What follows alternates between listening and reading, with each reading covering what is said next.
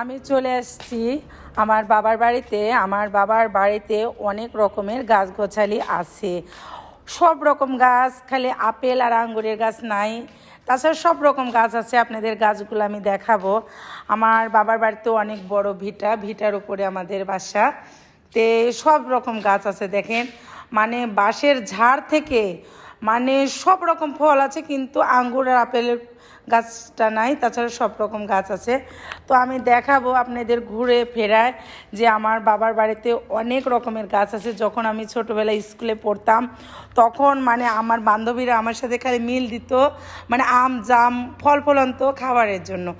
তো দেখেন আপনাদের দেখাচ্ছি, মানে এই যে কলার গাছ, তারপরে জাম, তারপরে মেলা বিভিন্ন রকমের গাছগাছালি। দেখেন আমি যেখানে যেখানে যাচ্ছি অনেক রকমের গাছগাছালি, যে ডাব গাছ, নারিকেল, বাঁশের ঝাড়, মানে সব রকমের। যেন আমাদের মাটির বাড়ির পাশে যে নারকেলের গাছগুলা দেখেন সুন্দর, এই যে নারকেলের গাছগুলা, এই নারকেল অনেক ধরে আজকে আমরা পারে খেলাম। অনেক দিন পর পর আসা হয়। জানেন তো যে বাপের বাড়ি মধুর হাঁড়ি আর শ্বশুর বাড়ির দুচোখের বোঝা, এটা সবাই জানে। তো আমি দেখেন অনেক দিন পর পর আসলেও আমার অনেক ভালো লাগে বেড়াতে ঘুরতে। আর আমাদের বাড়ির পাশ দিয়ে রাস্তা দিয়ে দেখেন লোকজন যাচ্ছে।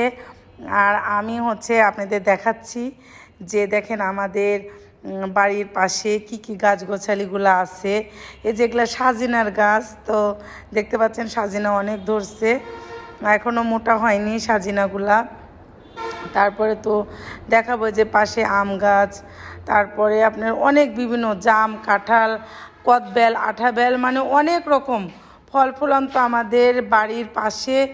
ধরেন যে অনেক গাছগাছালি, এই যে গাছের ধারে আমি দাঁড়াচ্ছি, এটা হচ্ছে কি বেল, কদবেল বলে, যাতে বলে টক বেল।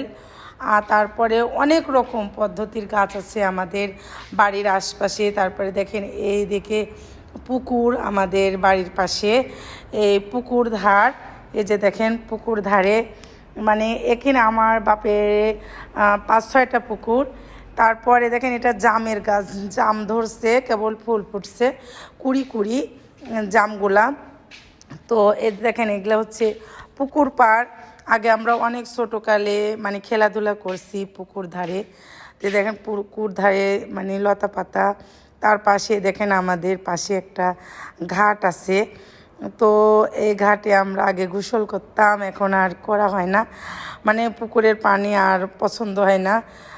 বাসায় টেপে লাইনে গোসল করে এখন পুকুরের পানিতে আর গোসল করতে ভালো লাগে না। তো আমি যে এখন